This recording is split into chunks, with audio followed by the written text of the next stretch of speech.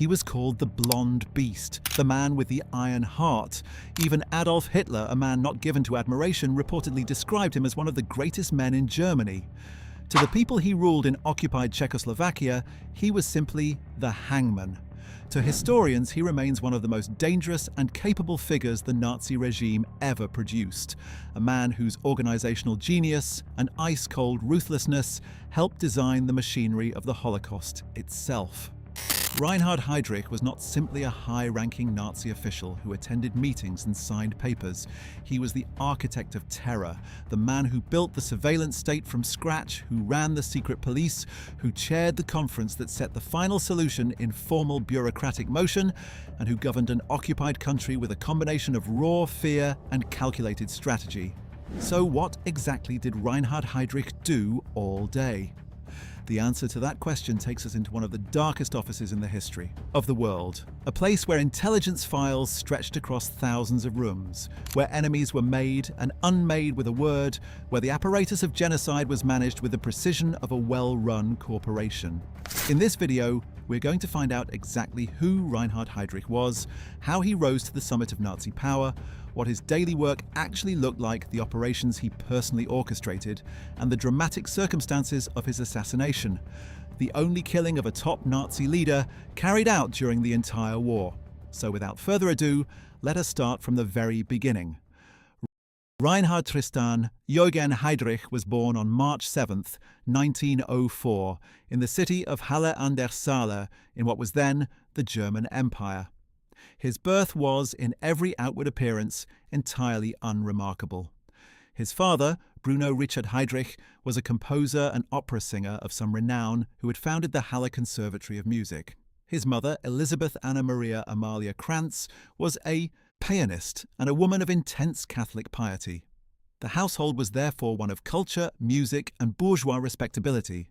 Reinhard grew up surrounded by instruments and rehearsal schedules, by the rhythms of classical performance, and by a very particular kind of German middle-class ambition that placed enormous value on excellence, discipline, and social standing. His first name, Reinhard, was chosen in tribute to the hero of one of his father's operas, while his middle name, Tristan, came directly from Wagner. From the very beginning, Heydrich was a child of German Romanticism, a fact that would later coexist with extraordinary violence in a way that says something deeply unsettling about the relationship between culture and cruelty. As a boy, Reinhard showed a startling array of talents. He was academically gifted, physically exceptional, and emotionally volatile in ways that troubled his schoolmates and teachers alike. He was an outstanding fencer, developing a passion for the sport that would stay with him throughout his life and see him compete at the highest levels as an adult. He also demonstrated considerable musical ability, learning the violin to a standard well above the amateur, playing chamber music with a seriousness that belied his youth. But alongside these accomplishments ran a persistent thread of social difficulty. His classmates at school in Halle mocked him, partly because of his unusually high-pitched voice, which earned him the cruel nickname Der Ziege, the goat, and partly because of persistent and deeply upsetting rumours that circulated about his family's possible Jewish ancestry.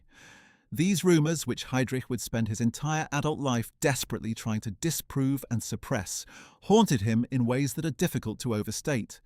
His biographers have noted that the viciousness with which he later pursued Jewish people in Germany and across occupied Europe may have had its psychological roots in this childhood wound, in the desperate need to prove to himself and to the world that he was not what his tormentors said he was. The irony was savage and complete. By the time the First World War ended and Germany descended into the chaos of revolution, inflation, and national humiliation, the young Reinhard Heydrich was a teenager absorbing a very specific political lesson. Germany had been betrayed, so the far-right mythology went, from within. The stab in the back, the Dolchstoßlegende, blamed Jews, communists, and traitors for the military collapse. For a young man already sensitive to questions of identity, already angry and searching, this narrative had obvious appeal. He joined the Merker Free Corps briefly in 1919, and then, a year later, a nationalist paramilitary organisation called the Deutsch-Völkischer Schutz- und Trutzbund. These were formative affiliations, the political soup in which the man who would later chair the Wannsee Conference first began to take shape. But at this stage, ideology was secondary to ambition. What Reinhard Heydrich wanted, above all else, was a career, status, and the kind of orderly structure that a military life could provide. In 1922, at the age of 18, Heydrich joined the German Navy, the Reichsmarine. This decision was entirely consistent with his personality.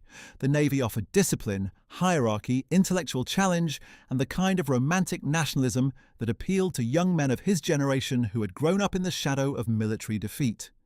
He entered as a naval cadet and proved once again to be exceptionally capable. He was intelligent, meticulous, physically fit, and possessed of a striking bearing that drew attention in any room. He rose through the ranks with impressive speed, becoming a signals intelligence officer, a specialty that would prove deeply relevant to his later career. By 1928, he had been promoted to the rank of Oberleutnant zur See and was considered a bright future officer.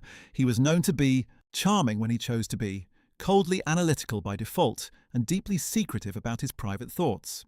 His superiors valued him. His peers were wary of him. Already the essential character of the man was visible to those who looked carefully enough.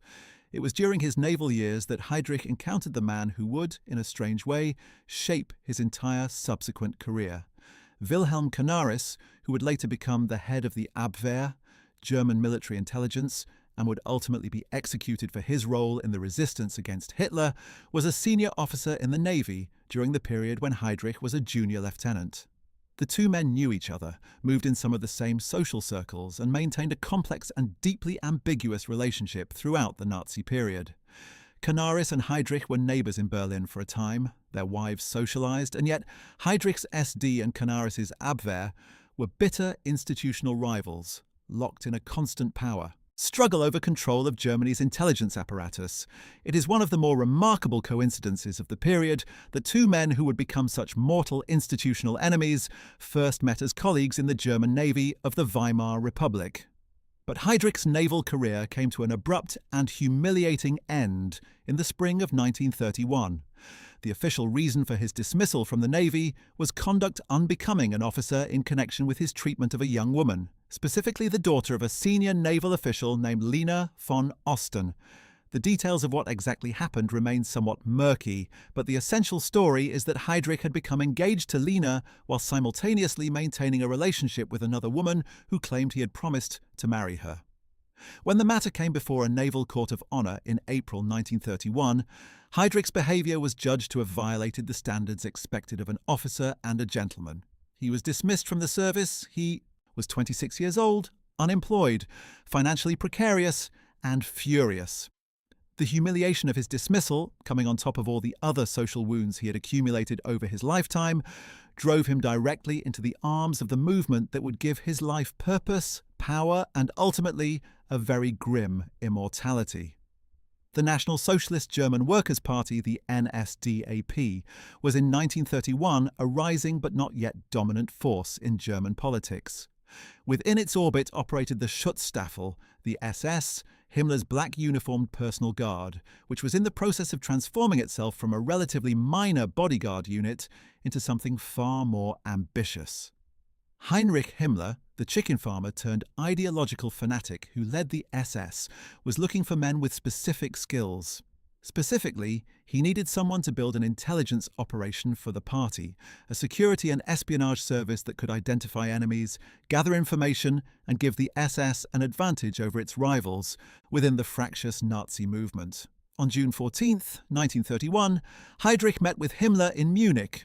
Himmler, apparently impressed by Heydrich's naval intelligence background, gave him 20 minutes to write down his ideas for how such a service would be organised. Heydrich, drawing on his knowledge of British naval intelligence, sketched out a plan on the spot. Himmler hired him immediately. The SS man who would become the architect of terror had found his purpose.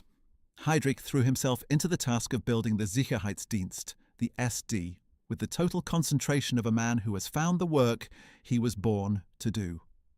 The SD was initially conceived as an internal party intelligence service, gathering information on opponents, rivals, and potential threats to the Nazi movement from within the movement itself as much as from outside it. Heydrich understood from the beginning that information was power, and that the systematic collection and organisation of information was the foundation upon which real power could be built. He began with almost nothing: a small office, a handful of staff, and a filing system that he largely designed himself. Within a few years, the SD would become one of the most sophisticated intelligence organizations in the world, with card indexes containing hundreds of thousands of names, a network of informants that reached into every corner of German society, and a reputation for omniscience that was itself a tool of control. People changed their behavior simply because they believed the SD was watching them, and often it was. What did Heydrich actually do in those early years, in the period between 1931 and 1933, before the Nazis seized power?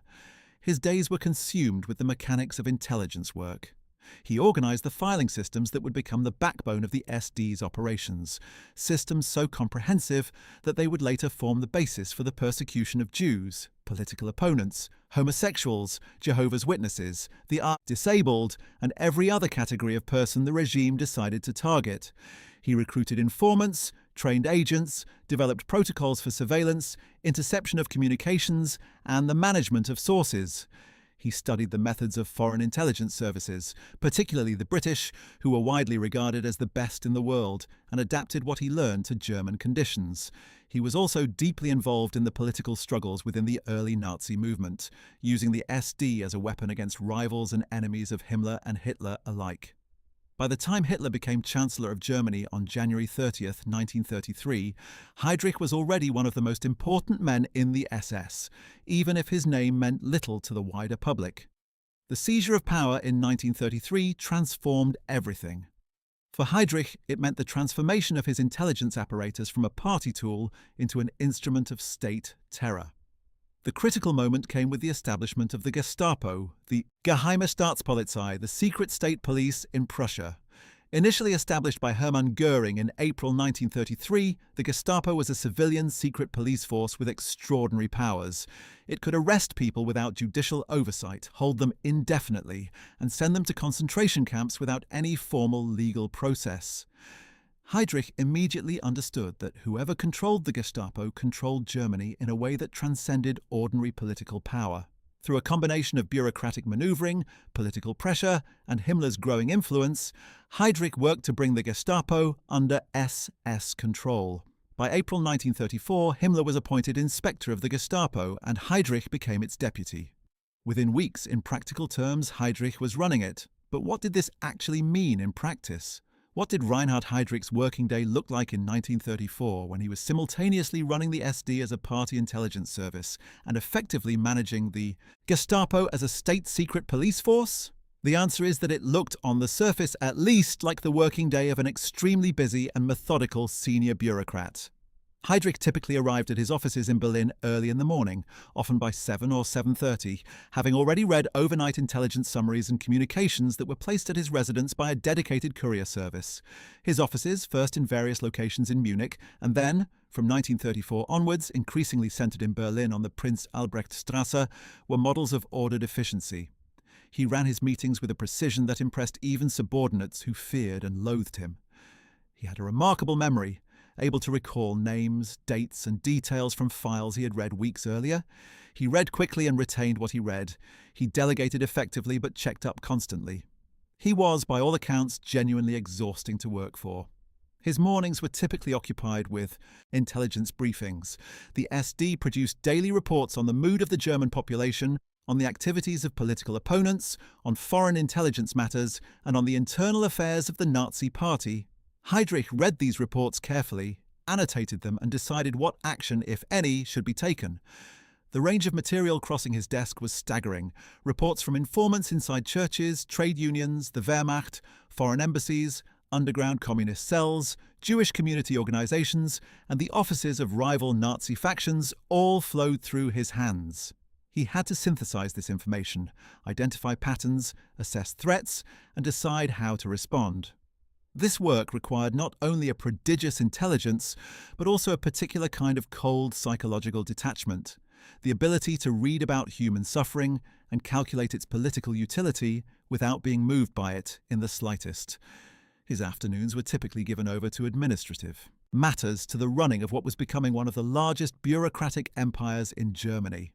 By the mid-1930s, Heydrich oversaw thousands of employees across the SD and the Gestapo, managing budgets, personnel matters, training programs, interagency coordination, and the constant political negotiations that were required to maintain and extend his empire against the competing claims of the Wehrmacht intelligence service, the foreign ministry, the SS leadership, and the many other organizations that all wanted a share of Germany's security apparatus.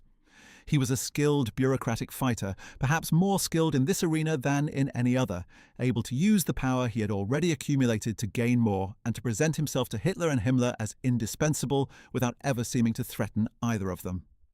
In the evenings, when he was not working late, which was often, Heydrich pursued the remarkable range of personal interests that made him such a disorienting figure to encounter. He was a serious violinist, and he maintained this practice throughout his career, sometimes holding private chamber music evenings at his home, where the quality of playing was genuinely high. He fenced competitively, reaching a standard that placed him among the best amateur fencers in Germany. He rode horses, swam and flew aircraft, obtaining his pilot's license and logging hundreds of flying hours, eventually flying combat missions during the early period of the war as a fighter pilot, a hobby that horrified his superiors given his position. He was a man of extraordinary physical confidence, which expressed itself in these athletic pursuits as much as in the aggressive domination of every room he entered. He was also, according to those who knew him well, capable of genuine warmth in social settings, charming and witty in ways that his official persona entirely concealed. He was a devoted, if often absent, father to his children and his wife Lena, whom he had married. In December 1931, remained deeply loyal to him even after his death. That a man capable of such personal warmth could simultaneously be the architect of mass murder is not a paradox. It is simply a description of how human evil actually works. One of the first major operations in which Heydrich's fingerprints are unmistakably visible was the Night of the Long Knives, which took place between June 30th and July 2nd, 1934. By that spring, Hitler faced a significant internal threat from the SA, the Sturmabteilung, the brown-shirted paramilitary force that had been the muscle of the Nazi movement during its rise to power. The SA's leader, Ernst Röhm, commanded an organization of several million men and harbored ambitions for a revolutionary transformation of the German military that threatened to upend the delicate accommodation Hitler had reached with the traditional Wehrmacht officer corps. Röhm also had enemies throughout the SS, not least because the SS had grown at the SA's expense, and the two organizations were locked in a bitter rivalry for power, prestige, and resources. Heydrich played a central role in the preparation of the Purge. He organized the intelligence operation that provided Hitler with the justifications, some fabricated, for the killings, including documents that appeared to support the existence of a planned coup by Röhm and the SA leadership. On the night of the purge itself, Heydrich's SD and Gestapo operatives were directly responsible for identifying targets, coordinating arrests, and in numerous cases, carrying out executions. Röhm himself was killed, as were dozens of SA leaders. But the purge went well beyond the SA. Old enemies of Hitler, conservatives who had criticized the regime, former politicians, and personal adversaries were also killed. Among the dead was a former chancellor, Kurt von Schleicher, shot in his home along with his wife. The total number of people killed remains disputed, but estimates range from several dozen to over 200. For Heydrich, the Night of the Long Knives was both a demonstration of his operational capabilities and a decisive consolidation of his power. The SS emerged from the purge as the dominant force in German internal security, and Heydrich's position within the SS was immeasurably strengthened. He had proved that he could organize mass murder efficiently and without sentimentality. The mid-1930s saw Heydrich's operation expand dramatically as Germany moved toward open persecution of its Jewish population. The Nuremberg Laws of September 1935, which stripped Jews of German citizenship and prohibited marriage and sexual relations between Jews and non-Jews, created an enormous administrative apparatus for their enforcement, and Heydrich's organization was deeply involved in building and running that apparatus.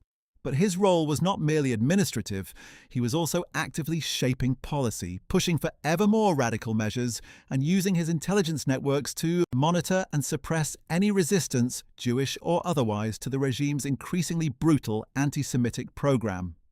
One of the things that emerges from a close study of Heydrich's career in this period is the degree to which the escalation of persecution was not simply a response to Hitler's ideology, but was also driven by institutional competition.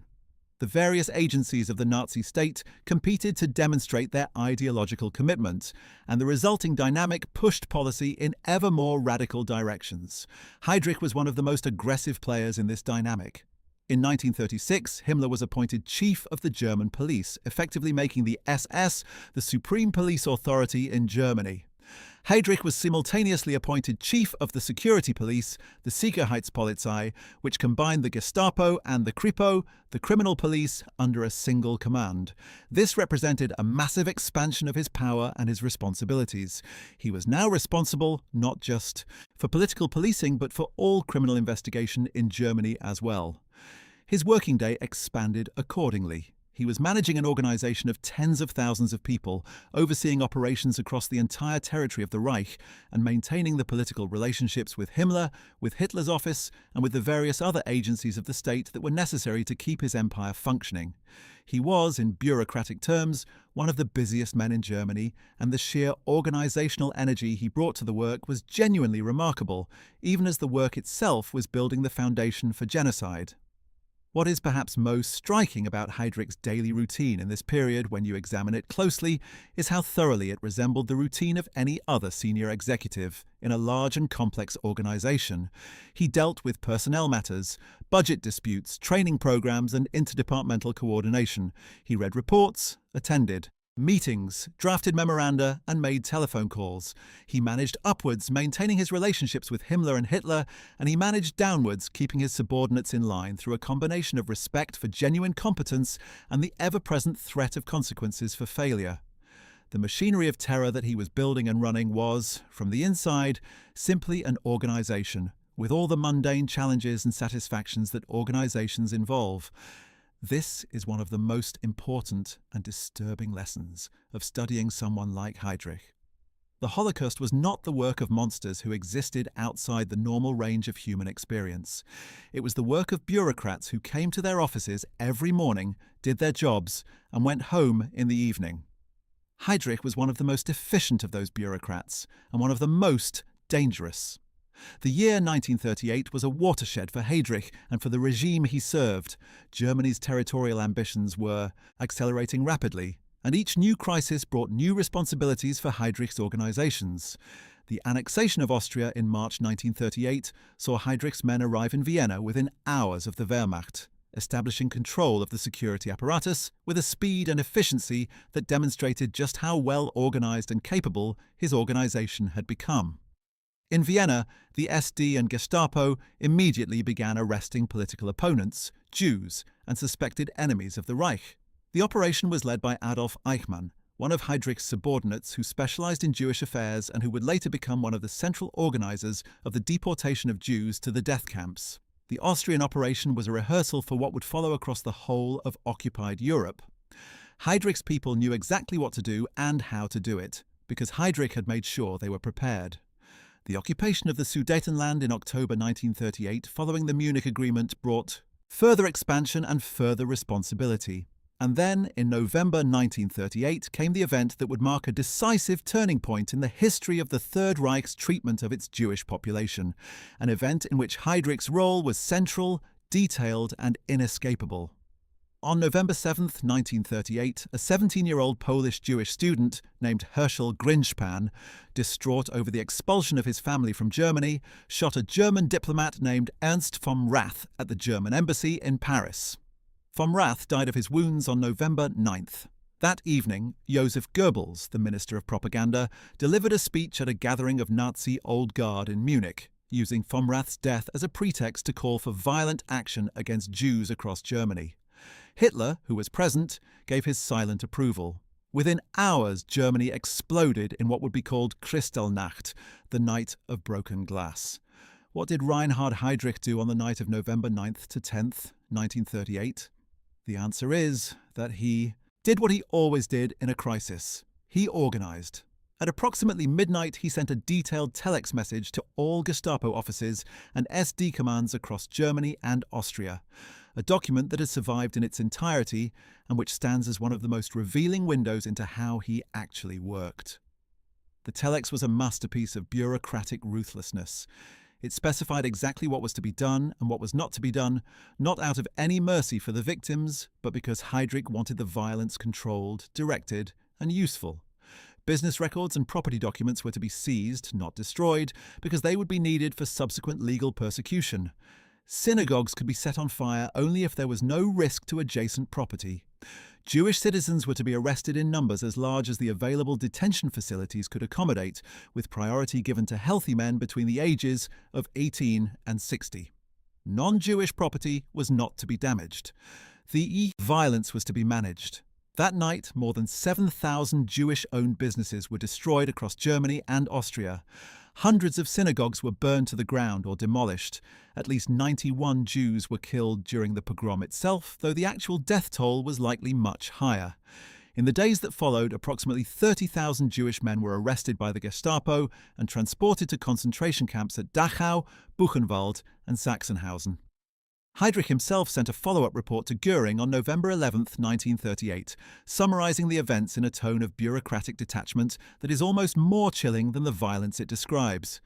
The report counted the arrests, the fires, the damage. It was a management report delivered by an executive to his superior, covering the outcomes of a project. The project had been a pogrom, but Heydrich wrote about it as if he were reporting on the quarterly performance of a sales division. After Kristallnacht, Heydrich turned his attention to what he called the emigration problem. His position on the Jewish question in this period was that the most effective way to deal with it was to force Jews out of Germany by making their lives sufficiently difficult that emigration became the only viable option. This is why, in the wake of Kristallnacht, his organization established the Reich Central Office for Jewish Emigration, modeled on a similar office that Adolf Eichmann had already set up in Vienna. The Vienna operation had been remarkably efficient by the brutal standards being applied, processing tens of thousands of emigration applications, confiscating assets, and expelling Jews from Austria in a procedure that Heydrich regarded as a model to be replicated across the Reich.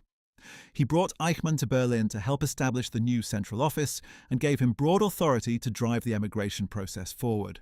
Heydrich's daily work in 1938 and 1939 was therefore a mixture of big-picture policy development and granular operational management. He was simultaneously shaping the direction of the regime's anti-Jewish policy, managing the operational details of the Gestapo and SD across an expanding Reich, dealing with the endless internal politics of the Nazi system, and pursuing what would become in 1939 perhaps his most audacious single operation. On August 31, 1939, the day before Germany invaded Poland and began the Second World War, Heydrich personally orchestrated a false flag operation that has gone down in history as the Gleiwitz incident. The operation was codenamed Operation Himmler, and it was designed to provide a pretext for the invasion by creating the appearance that Poland had attacked Germany first. Heydrich's plan was elegant in its horrible simplicity. A team of SD operatives dressed in Polish uniforms and using Polish weapons would attack the German radio station at Gleiwitz, a city near the Polish border. They would broadcast a brief pro-Polish message in Polish, leave behind the body of a German concentration camp prisoner dressed in Polish clothing, and disappear. Germany would then claim to have been attacked by Polish forces and use this as justification for the invasion. The concentration camp prisoner, identified only by the codename Konserve, the German word for canned goods, was killed with a lethal injection and his body positioned at the scene to make the attack appear genuine. The operation was carried out exactly as planned. The next morning, Hitler announced to the Reichstag that Poland had attacked Germany, citing incidents including the one at Gleiwitz. The world did not believe him, but Hitler did not need the world to believe him. He needed his own people to believe him, at least provisionally, and for many, they did. The invasion of Poland on September 1, 1939, opened an entirely new and far darker chapter in Heydrich's career. The German occupation of Poland brought under Nazi control the largest Jewish population in Europe, several million people, as well as millions of Poles, whom the Nazi leadership regarded as racially inferior and as candidates for enslavement, expulsion, or elimination. Heydrich was immediately at the center of the planning for what would be done with these populations. In the days and weeks before the invasion, he had been involved in planning the deployment of the Einsatzgruppen, special mobile killing units that would follow the Wehrmacht into Poland and eliminate the educated and leadership classes of Polish society. Polish intellectuals, professors, priests, politicians, and military officers were systematically identified and shot. The Einsatzgruppen killed tens of thousands of Poles in the months following the invasion. It was a rehearsal for what would come in the Soviet Union 2 years later. On September 27, 1939, Heydrich achieved what was perhaps his greatest bureaucratic triumph with the creation of the Reichssicherheitshauptamt, the RSHA, or Reich Main Security Office. This new organization merged under a single administrative umbrella the SD, the Gestapo, the Kripo, and several other intelligence and security agencies, creating the most powerful security apparatus in the history of Germany. Heydrich was its first and only real chief. The RSHA had 7 main departments covering foreign intelligence, domestic intelligence, Gestapo operations, criminal investigation, counter-espionage, ideological research, and administration. Heydrich presided over this vast organization from its headquarters on the Prinz Albrechtstrasse in Berlin, where the building itself became a symbol of fear for anyone who received a summons to appear there. Running the RSHA was the central occupation of Heydrich's working life from 1939 until his death in 1942, and understanding what it means to run such an organization helps us understand what Heydrich actually did every day. Each morning, Heydrich received the overnight intelligence summaries from all 7 departments of the RSHA, as well as reports from the SD's foreign intelligence networks and situation reports from occupied territories. He had a team of analysts who pre-digested this material, but he insisted on reading the raw intelligence himself on matters of importance, trusting his own judgment over the interpretations of his subordinates. He was known for an ability to cut through the often dense bureaucratic language of intelligence reports and identify the key facts buried within them. He had also developed, over nearly a decade of running intelligence operations, a sophisticated understanding of how sources distort the information they provide, consciously or not. And he factored this into his reading of raw intelligence in ways that his less experienced subordinates could not. This was genuine analytical skill, the kind that would have made him valuable in any intelligence service in the world, regardless of the ideological context. His mornings also typically included at least one major meeting. The RSHA had a regular rhythm of departmental briefings, and Heydrich moved through these with the efficiency of a man who had learned to extract the essential information from a meeting in the shortest possible time. He was impatient with vagueness and unforgiving of subordinates who came to briefings unprepared. He asked precise questions and expected precise answers. He was also, unlike some of his contemporaries in the Nazi leadership, genuinely interested in being challenged by facts, even facts that contradicted his existing assumptions. This made him, paradoxically, a more effective administrator than many of the yes-men who surrounded Hitler, because he was willing to revise his operational judgments when the evidence required it, even if his ideological commitments were entirely fixed. The distinction between operational flexibility and ideological fanaticism was one of the things that made Heydrich so dangerous.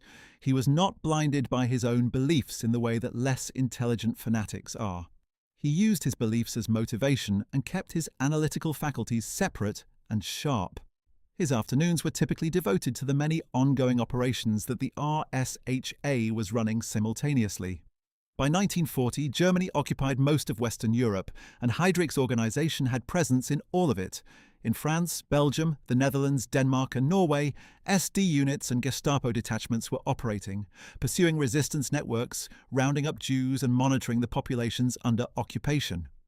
Heydrich coordinated these activities through daily communication with his field commanders and through regular visits to occupied territories. He was not a man who managed from behind a desk, if he could help it. He wanted to see his operations on the ground, and he made a point of visiting his field units and assessing their performance personally. This hands-on approach was part of what made the RSHA such an effective organization, its chief led by example and by presence, not just by decree.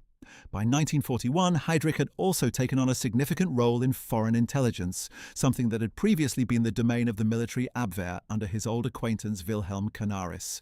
He had been competing with Canaris for years, and by the middle of the war, the SD's Foreign Intelligence Service, the Amt 6, was challenging the Abwehr's dominance in several important areas. Heydrich used every tool available to him to undermine Canaris's position and expand his own intelligence empire.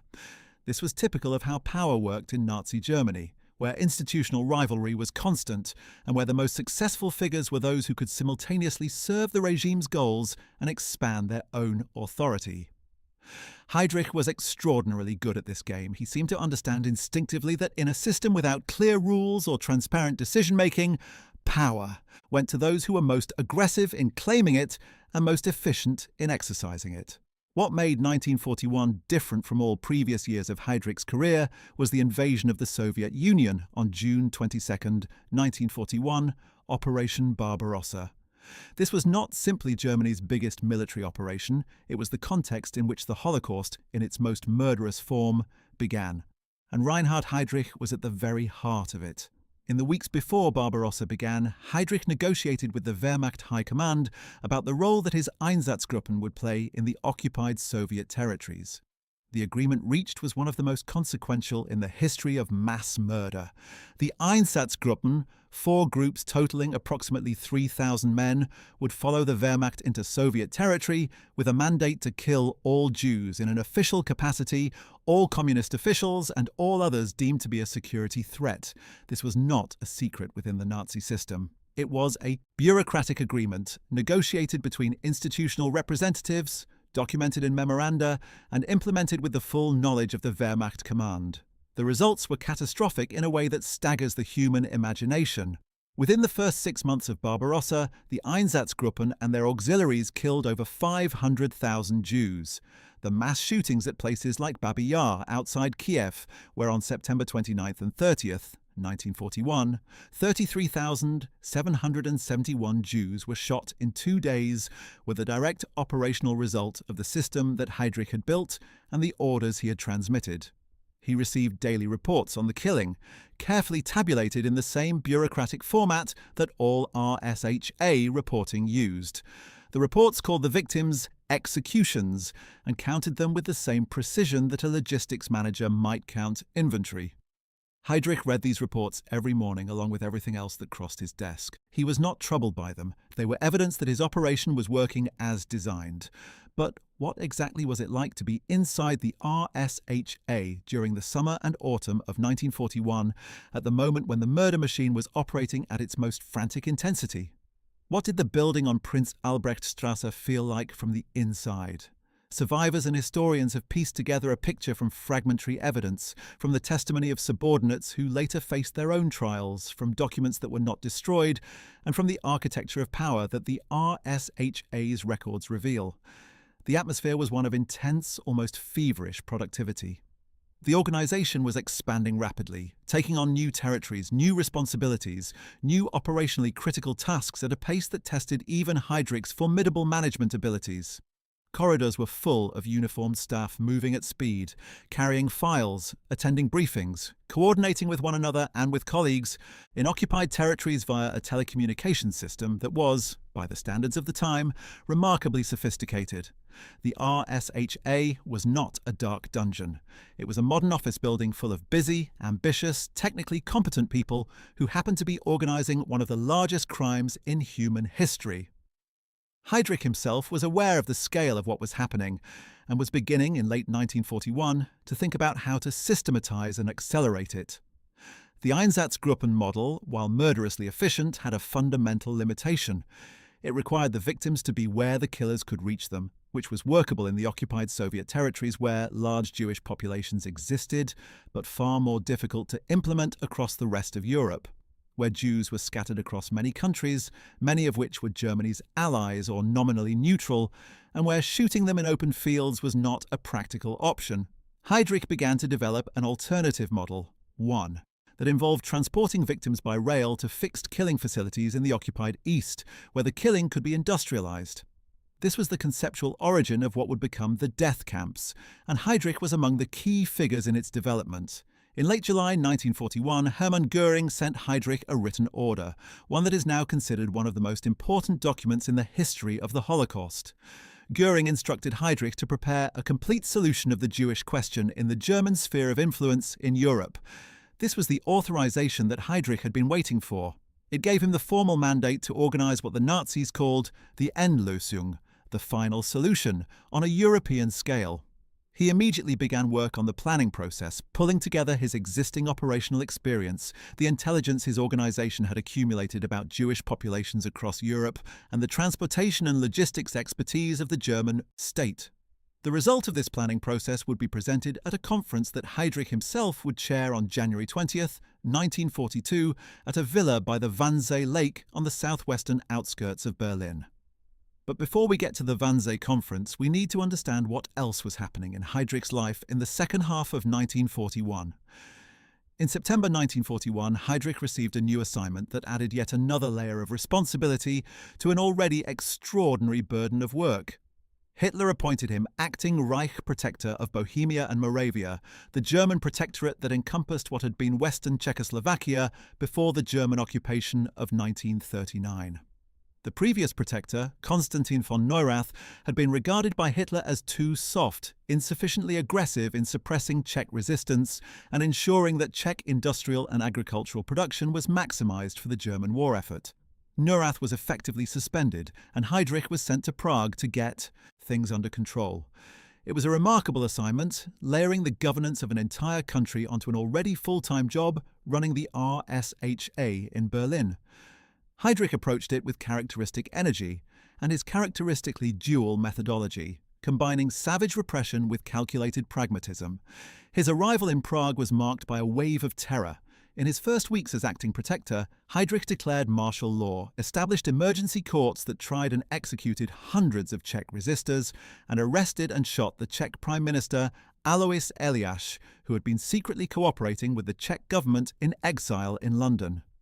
The Gestapo was given enhanced powers, informant networks were expanded, and a climate of fear descended on the Czech population that had not existed even under the relatively ruthless administration of von Neurath.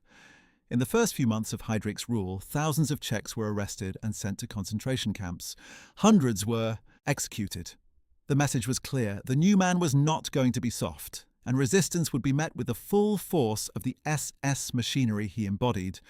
But alongside this wave of terror came something that surprised many observers, both at the time and since. Heydrich also implemented a range of social and economic measures designed to win the compliance, if not the loyalty, of ordinary Czech workers.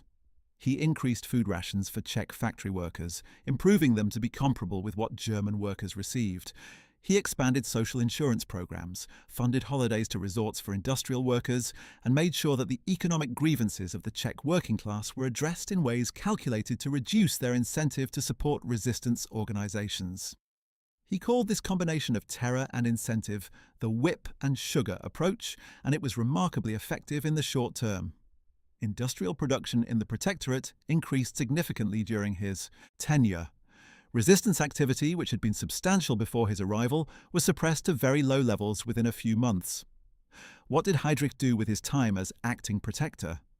The practical answer is that he commuted, in effect, between Prague and Berlin, spending several days each week in each city. His schedule in Prague centered on the Hradčany Castle, the magnificent medieval fortress above the city that served as the seat of the Protectorate government. He occupied the same offices that Czech kings and Austro-Hungarian governors had used before him, and he appears to have genuinely enjoyed the grandeur of the setting. Contemporaries noted that he seemed more relaxed in Prague than in Berlin, perhaps because the political environment was less competitive, because he was unambiguously the most powerful person in the room in a way that was not always true in Berlin, where he still had to navigate the complex relationships with Himmler, Göring, Goebbels, and the other titans of the Nazi system. In Prague, his mornings typically began with a review of overnight intelligence reports from both the Protectorate administration and the RSHA in Berlin. He then had a series of meetings with the senior officials of the Protectorate government, the German administrators who ran the ministries and departments of the occupied country. Unlike his RSHA work, which was primarily about intelligence and security, his role as protector required engagement with the full range of governmental functions, from agricultural policy to transport infrastructure to industrial production quotas. Heydrich was not a specialist in any of these areas, but he had the intelligence and the confidence to engage with them effectively, asking the right questions and identifying the right people to answer them. His afternoons in Prague were often given over to inspections of particular institutions or industries, or to the management of specific security operations. Evenings, sometimes, involved the social obligations of his position, dinners and receptions at the castle, which Heydrich also appears to have found genuinely enjoyable. He was, by all accounts, a skilled and charming host when he chose to be. One of the most revealing aspects of Heydrich's time in Prague is the degree to which he allowed himself certain personal relaxations that he did not indulge in Berlin. Most strikingly, he began to drive himself around the city without an armed escort, something his subordinates found alarming and which would contribute directly to his death. This was not simply carelessness. It appears to have reflected a genuine belief, or perhaps a desire to believe, that his policy in the Protectorate had been successful enough that the population posed no real threat to him. He had suppressed the visible resistance organizations, increased food rations for workers, and maintained a superficial atmosphere of normality in the streets of Prague. He seems to have concluded from this that he was, if not safe, at least not in immediate personal danger.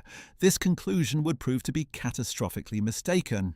But before we reach that moment of reckoning, we need to understand the Wannsee Conference because it stands as perhaps the single most important event in Heydrich's career, the culmination of everything he had been building and planning and organizing for the previous decade. The conference was held on January 20th, 1942, at a comfortable villa on the banks of the Wannsee Lake, a pleasant bourgeois setting that formed a grotesque backdrop for what was discussed there. Heydrich had spent weeks preparing for it. He had compiled statistics on the Jewish population of every country in Europe and beyond, including countries not yet under German control, such as Britain and Ireland.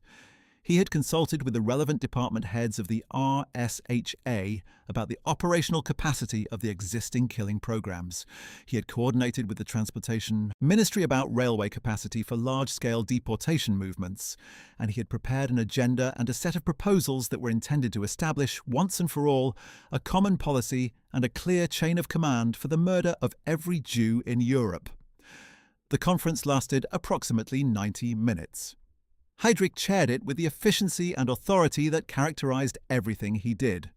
He opened by reminding the assembled officials, 15 senior representatives of the various ministries and agencies involved in Jewish policy, that he had been tasked by Göring with overall coordination of the final solution. He then presented the statistics he had compiled, a table running through the Jewish population of every European country from Ireland, which had 4,000 Jews, to the Soviet Union, which had 5 million. The total came to 11 million people whom Heydrich's plan proposed to murder. He outlined the mechanisms by which this would be accomplished: the deportation by rail to the east, the use of labor to work some victims to death before killing the rest, the construction of purpose-built killing facilities. He was careful about the precise language used, employing euphemisms that were transparent to everyone in the room, but that maintained a veneer of bureaucratic propriety. When he spoke of evacuation to the east, everyone around the table understood that he meant murder. What is most striking about the Wannsee Conference, when you examine the surviving minutes, is how little resistance there was to what Heydrich proposed. There were some practical and jurisdictional questions, some discussion of how to handle categories like partial Jews and Jews in mixed marriages, but there was no fundamental objection to the project itself. These were senior officials of the German state, educated men with careers and families and normal lives outside the conference room, and they sat around a comfortable table and discussed the murder of 11 million people as a matter of administrative policy. Heydrich ran the meeting with characteristic efficiency. At the end, wine and refreshments were served, and the attendees chatted informally before departing. Adolf Hangman, who served as Heydrich's secretary for the conference and prepared the minutes, later testified that he had been shocked to find himself among men he had assumed would object to the most extreme proposals, only to find them not merely acquiescent, but in some cases enthusiastic. Heydrich had judged his audience perfectly. He always did. After Wannsee, Heydrich threw himself into the implementation of what had been agreed there. The spring of 1942 saw the beginning of Operation Reinhard, the systematic murder of Polish Jews in the newly constructed death camps at Belzec, Sobibor, and Treblinka. Though Operation Reinhard would be named in his memory after his death, it was conceived and set in motion during his lifetime, with his direct involvement.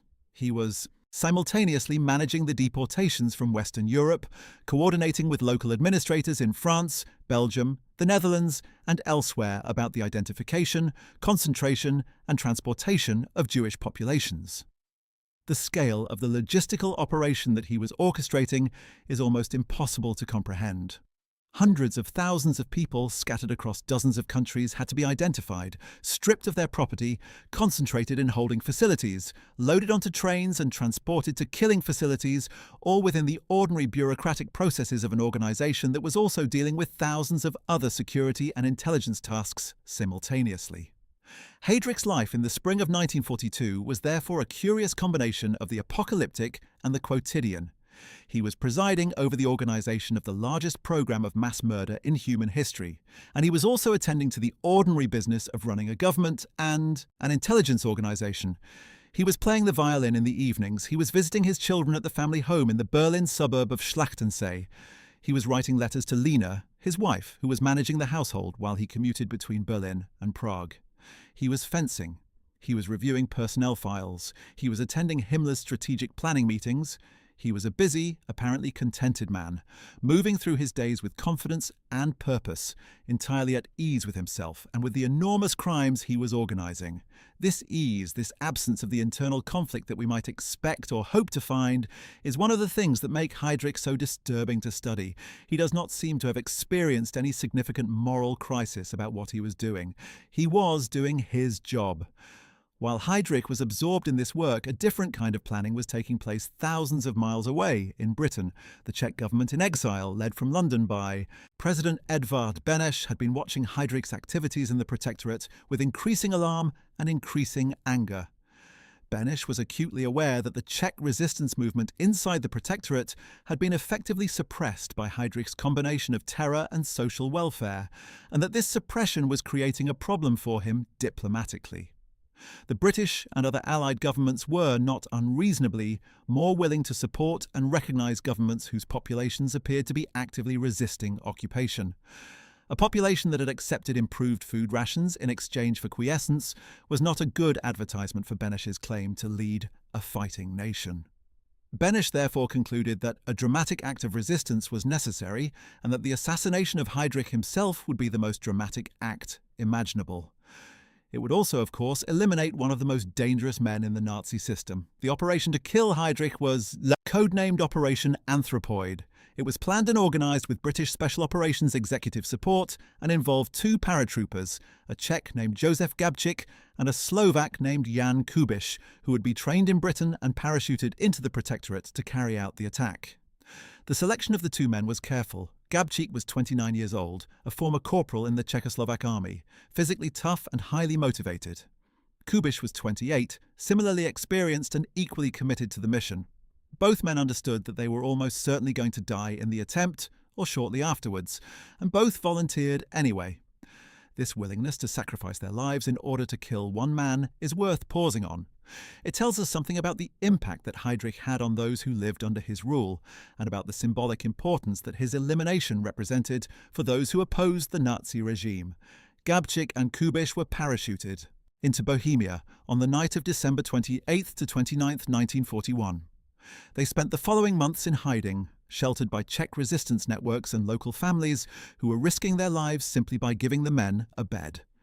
They carried out surveillance on Heydrich's movements, trying to identify the patterns in his routine that would give them an opportunity to strike. They quickly identified what would become the key vulnerability in Heydrich's security arrangements.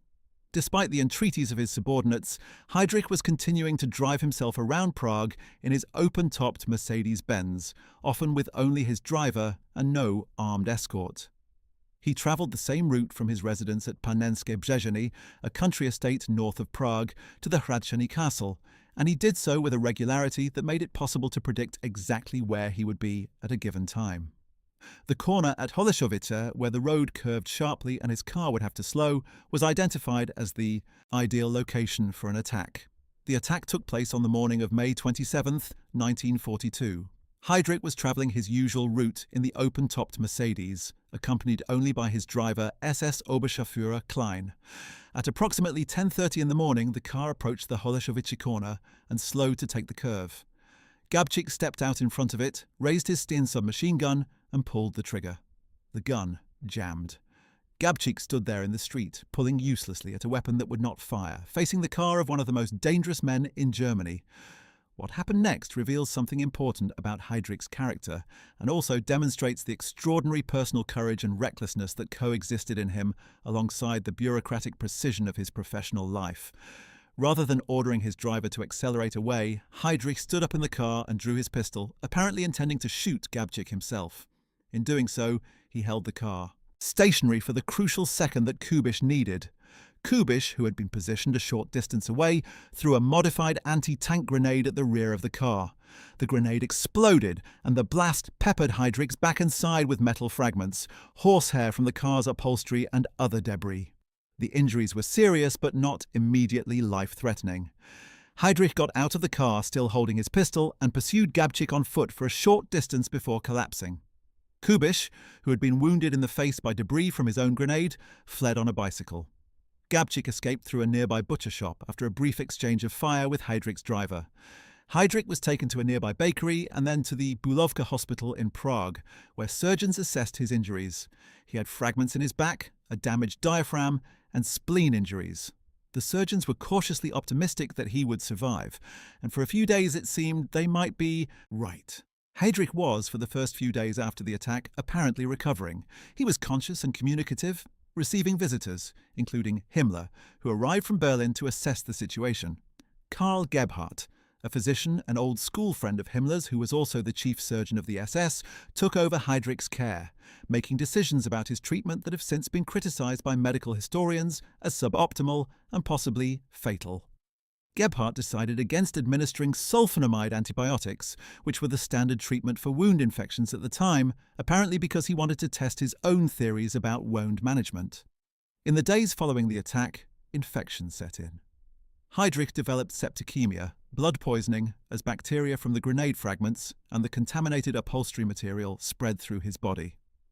On the morning of June 4, 1942, 8 days after the attack, Reinhard Heydrich died. He was 38 years old. The death of Reinhard Heydrich sent shockwaves through the Nazi leadership that are difficult to overstate. Hitler was reportedly devastated, not simply by the loss of a useful servant, but by what the assassination represented, that the regime's most capable security man had been killed by Allied-backed resistance fighters operating in the heart of occupied Europe. It was a demonstration of vulnerability that Hitler found intolerable. He attended the state funeral in Berlin on June 9, 1942, and delivered a eulogy in which he called Heydrich the man with the iron heart, a phrase that has stayed in historical memory as an encapsulation of how the Nazi leadership saw their fallen colleague. Himmler also spoke, describing Heydrich as one of the best National Socialists, one of the most fervent defenders of the idea of the Reich. The coffin was displayed in the Mozartsaal of the Reich Chancellery, draped in the SS flag, surrounded by thousands of wreaths. It was one of the most elaborate state funerals in the history of the Third Reich. What followed Heydrich's death was a wave of reprisals so savage that they constitute one of the darkest episodes in the history of the occupation of Czechoslovakia. In Prague and across the Protectorate, the Gestapo began immediate mass arrests. Anyone suspected of having any connection to the resistance networks that had sheltered Gabčík and Kubiš was arrested, interrogated, and in most cases, executed.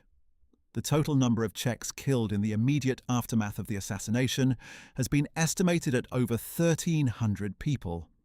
But the most terrible act of reprisal was directed not at an individual or even a network, but at an entire community that had the misfortune of being falsely connected to the assassins.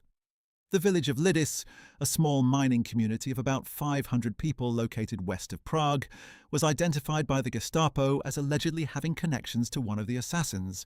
The evidence for this connection was extraordinarily thin, essentially amounting to the fact that a letter had been found linking an inhabitant of Lidis to a Czech soldier in Britain. The reality of Lidis's involvement in the assassination conspiracy was essentially zero. but Hitler ordered its complete destruction as a symbol of what happened to any community that harboured enemies of the Reich. On the night of June 9th to 10th, 1942, SS and police units surrounded Lidis. All male inhabitants over 15 years of age, 173 men and boys, were shot. The women of Lidis, 184 of them, were transported to Ravensbrück concentration camp, where many died of mistreatment, starvation and deliberate murder. The children were separated from their mothers. The vast majority of them, 81 of the 88 children taken from Lidis, were gassed at the Chełmno extermination camp in Poland. After the inhabitants were dealt with, the village itself was destroyed. The buildings were burned and then dynamited. The rubble was cleared. The earth was levelled. A nearby stream was diverted so that it no longer flowed through where the village had been. A German farming community was to be established in its place, though this plan was never completed. Lidis was simply erased from the map of Europe. A second village, Leżaki, which had actually provided a hiding place for another parachute team operating in the Protectorate, was destroyed at the same time. Its inhabitants, 33 men and women, were shot. The children were taken and gassed, with the exception of 2 who were deemed suitable for Germanization. Leżaki, like Lidice, was burned and demolished. The fate of Gabčík and Kubiš themselves was not long in coming. A betrayal, motivated by a financial reward offered by the Nazis, led the Gestapo to the men's hiding place in the Cathedral of St. Cyril and Methodius in Prague, where they had taken refuge along with 5 other paratroopers. On June 18, 1942, SS and police units surrounded the cathedral and launched an assault. The paratroopers fought back with extraordinary courage. The assault lasted several hours. The Nazi forces tried flooding the crypt where the men were sheltering, pouring in water through the ventilation shafts, and eventually used explosives to breach the walls. Gabčík, Kubiš, and their comrades, wounded and running out of ammunition, chose to die rather than surrender. Some were killed in the fighting. Kubiš died of wounds shortly after being captured. Gabčík was found dead in the crypt. All 7 paratroopers died in or as a direct result of the cathedral battle. They had succeeded in their mission. The man they had been sent to kill was dead. The price they paid was their own lives and the lives of over 1,000 of their fellow Czechs, including the inhabitants of 2 entire villages. The impact of Heydrich's death on the broader course of the war and the Holocaust is a question that historians have debated with considerable intensity. Some have argued that his death significantly disrupted the implementation of the final solution, that his organisational genius was irreplaceable, and that the Holocaust might have been implemented more efficiently and possibly even more extensively had he lived. Others have argued that by 1942 the machinery of mass murder was already sufficiently well established and broadly understood throughout the Nazi system that his death, while a personal blow to the regime, did not fundamentally alter the trajectory of the genocide. What is clear is that the killing continued and even accelerated after Heydrich's death. Operation Reinhard, named in his memory, was the systematic murder of approximately 2 million Jews in the General Gouvernement between the spring of 1942 and the autumn of 1943. The death camps at Belzec, Sobibor and Treblinka were the principal instruments of this murder. Heydrich had helped conceive and plan the program that they implemented. That it was named after him was grimly appropriate.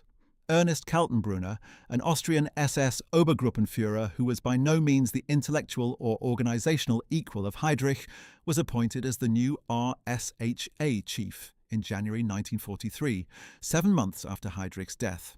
Kaltenbrunner would be convicted at Nuremberg and hanged in 1946. Many other senior figures of the RSHA met similar fates.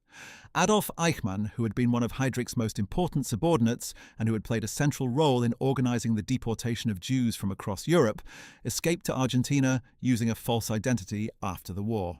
He lived there under the name Ricardo Clement for 15 years before being tracked down by Mossad agents in 1960, abducted to Israel, tried, convicted, and hanged in 1962. His trial, which was meticulously documented and widely reported, brought Heydrich's name back into public consciousness and established for a global audience the role of the RSHA in the Holocaust. The question of what exactly Heydrich knew about his own legacy and what he thought about it is one that cannot be answered with certainty, because the man is dead and left no private writings that address it directly. What we can say is that he was not naive about what he was doing. He was one of the most intelligent men in the Nazi system, and his intelligence was of the analytical, realistic variety that does not permit self-deception about obvious facts. He knew that the Einsatzgruppen were killing hundreds of thousands of people. He knew what the Wannsee Conference had decided. He knew what the death camps were for. He was not a man who operated under convenient illusions about the nature of his work. Whether he regarded what he was doing as evil is a different and ultimately unanswerable question. Given everything we know about his character, his ideology, and his evident satisfaction in his work, the most probable answer is that he did not. He appears to have believed that what he was doing was necessary, historically justified, and in the long-term interest of the German people as he understood them. This is not an explanation that should provide any comfort. It is simply a description of a mind that history has had the misfortune of producing. Heydrich's personal life in the months before his death had apparently been in good order. Lena Heydrich, whom he had married in 1931 and with whom he had 4 children, Klaus, Heider, Silke, and a 4th child who was born after his death, described him in a memoir she published in 1976 as a devoted, if often absent, husband and father, a man who took genuine pleasure in his children and his home. She maintained until her death in 1985 that her husband had been a great man unjustly vilified by history, a position that tells us something useful about the sociology of perpetrator families in post-war Germany, but not very much about the objective historical record. The memoir was controversial and widely criticized by historians. Her son Heider, who lived until 2009, similarly struggled throughout his life with the weight of his father's name, sometimes defending him and sometimes simply maintaining a public silence that was perhaps the most honest response available. The personality of Heydrich, as revealed by those who worked closely with him, presents a picture of startling contradictions that resist easy resolution. Walter Schellenberg, who headed the RSHA's Foreign Intelligence Service and left detailed memoirs after the war, described Heydrich as possessing an almost superhuman combination of intelligence, ruthlessness, and personal magnetism. He wrote that Heydrich seemed to see through people, to understand their weaknesses and motivations in a way that made him extraordinarily effective in managing them, and extraordinarily dangerous as an adversary. Felix Kirsten, Himmler's personal masseur, who kept extensive diaries, described Heydrich in terms that emphasized his physical presence, the intensity of his gaze, the sense he conveyed of always being several steps ahead of everyone else in the room. Even his enemies within the Nazi system, and he had many, acknowledged his extraordinary capabilities. What these descriptions add up to is a portrait of a man who was genuinely, exceptionally talented, and who used those talents in the service of one of the worst causes in human history. This combination, talent in service of evil, is one of the things that makes Heydrich such a compelling and disturbing subject for historical study. It would be easier in some ways if he had been simply brutal and stupid. The brutality would explain the crimes, and the stupidity would comfort us with the thought that only abnormally deficient people are capable of such things. But Heydrich was not stupid. He was brilliant. And this means that we have to confront the uncomfortable reality that intelligence, organisational ability, and personal capability are morally neutral, available to the worst causes as easily as to the best.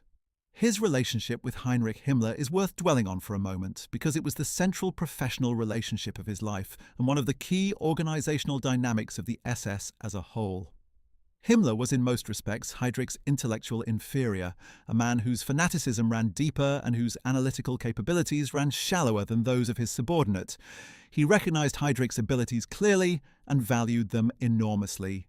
But he was also, according to virtually everyone who observed the relationship closely, afraid of Heydrich. Not physically afraid, but politically afraid, aware that the man he had created was capable of becoming more powerful than his creator.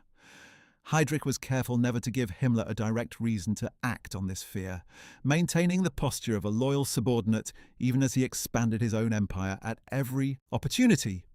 The relationship lasted over a decade without breaking, which is a testament to both men's political skills and to the strange dynamic of dependence and suspicion that characterized it.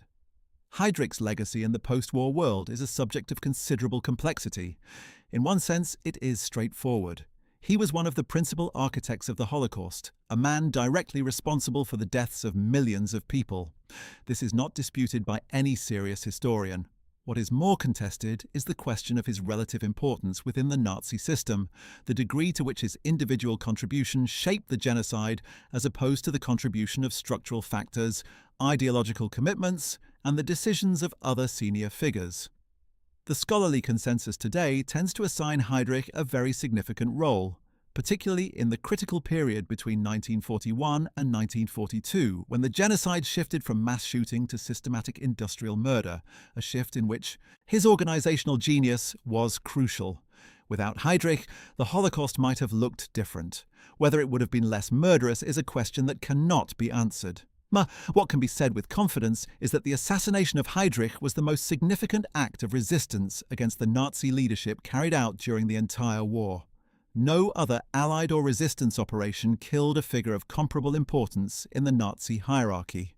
Gabčík and Kubiš paid for their success with their lives, as did over 1,300 other Czechs who died in the reprisals that followed. The inhabitants of Lidice and Ležáky paid with their lives and with their children's lives and with the erasure of their communities from the physical world. The question of whether the assassination was worth this terrible price is one that historians and Czechs have debated since the war, and one that does not admit of a simple answer.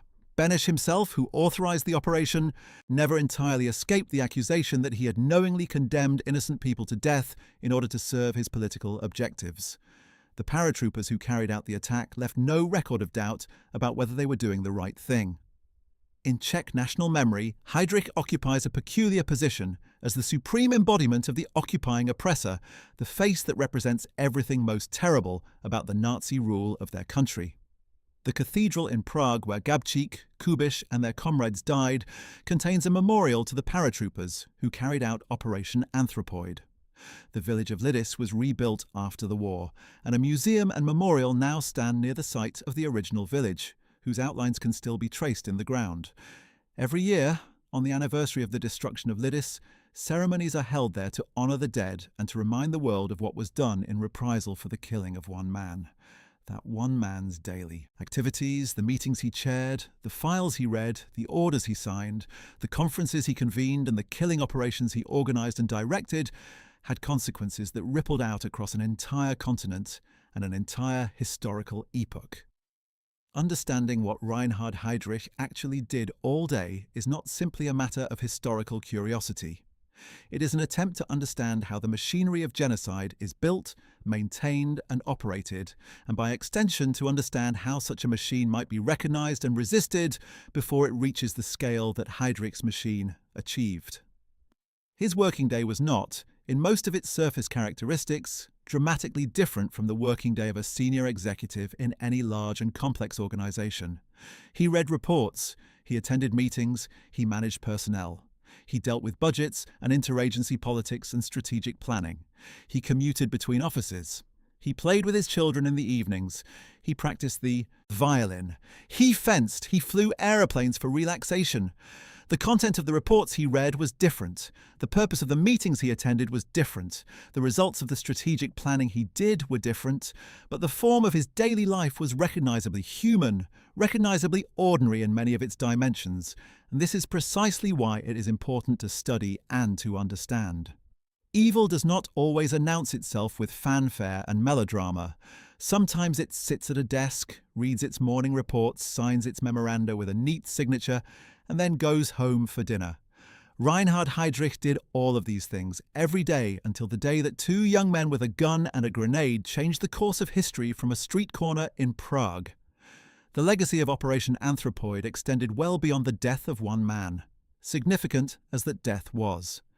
The operation demonstrated to the Nazi leadership that its senior figures were vulnerable to assassination, a lesson that prompted Hitler to dramatically increase his own security arrangements and become even more reclusive than he had previously been. It demonstrated to the populations of occupied Europe that the Nazi rulers could be reached and killed, which had a significant symbolic impact even if the immediate practical consequences, namely the savage reprisals, were horrifying. And it provided one of the most enduring symbols of human courage and sacrifice in the entire history of the Second World War, the image of two young men parachuting into the darkness over occupied Europe, armed with their weapons and their commitment to a cause they knew would likely cost them their lives, acting against one of the most powerful security apparatuses ever built. The story of what Heydrich did all day is also, therefore, the story of what it takes to resist the kind of power that Heydrich represented. Not simply guns and grenades, though those were ultimately what ended him, but the courage to act in the face of overwhelming force, the willingness to accept terrible personal risk in order to strike at evil in one of its most concentrated and dangerous forms. Gabčík and Kubiš did not overthrow the Nazi regime.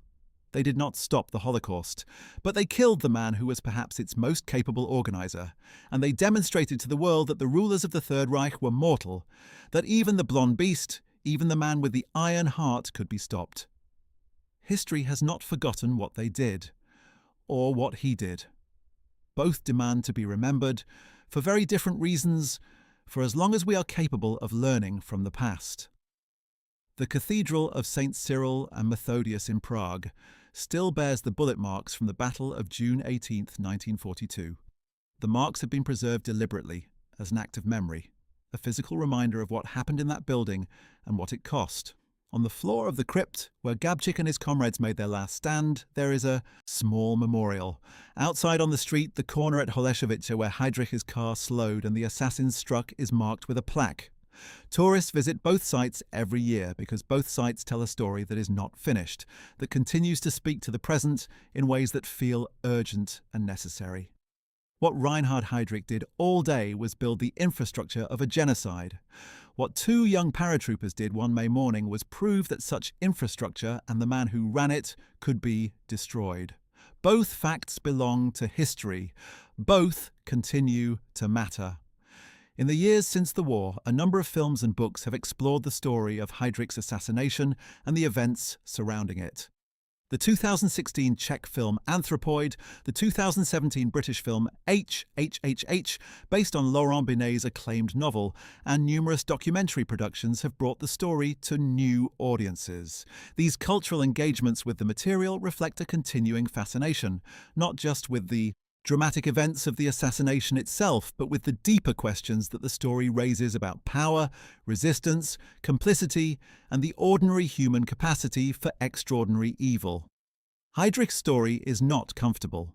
It does not resolve into a clean moral lesson, but it demands to be understood because the questions it raises about how evil organizes itself, how it recruits talented people to its service, how it builds systems that persist even when individual leaders are removed, are questions that are relevant not only to the historical past, but to the ongoing human challenge of maintaining civilization against the forces that would corrupt or destroy it. What did Reinhard Heydrich actually do all day? He built an empire of fear. He organized the death of millions.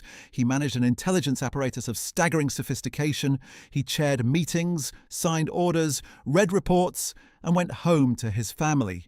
He played the violin in the evenings. He did all of these things simultaneously without apparent contradiction, without apparent internal conflict, with what appears to have been genuine satisfaction in a job well done. He did them until a Wednesday morning in May 1942, when two young men with a gun and a grenade intervened in his daily routine and changed everything.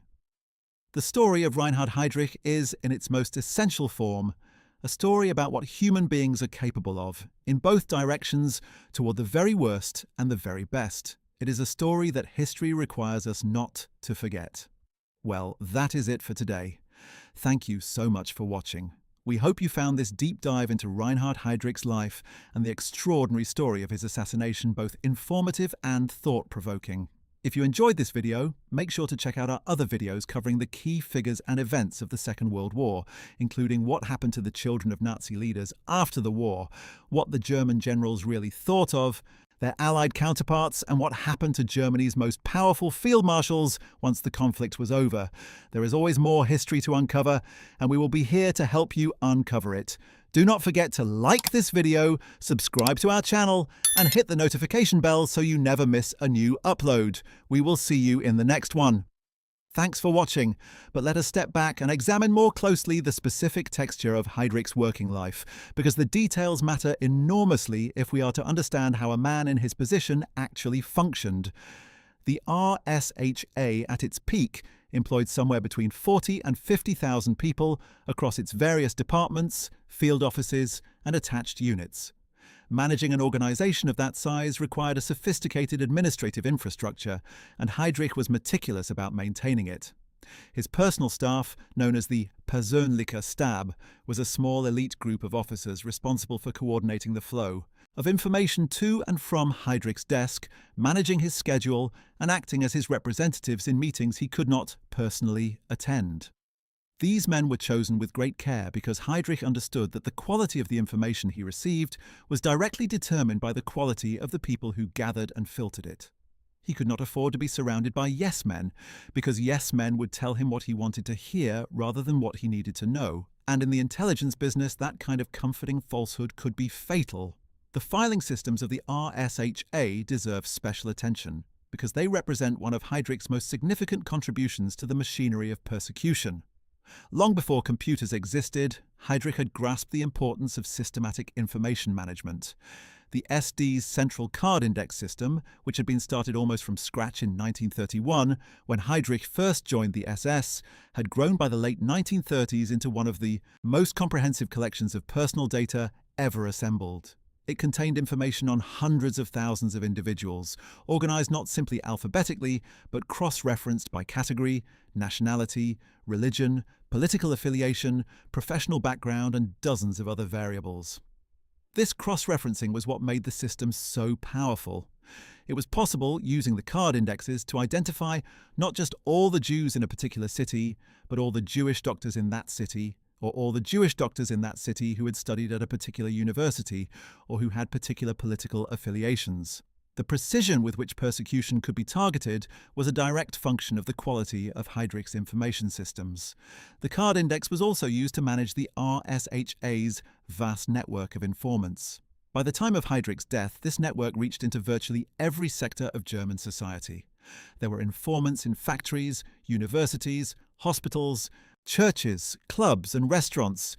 There were informants within the Wehrmacht, within foreign embassies, and within the other agencies of the Nazi state. The informants were recruited through a combination of ideological conviction, financial payment, and in many cases, personal blackmail. Heydrich's files on potential informants often included compromising personal information, evidence of past crimes, sexual indiscretions, or politically embarrassing associations that could be used to compel cooperation from people who might otherwise have declined.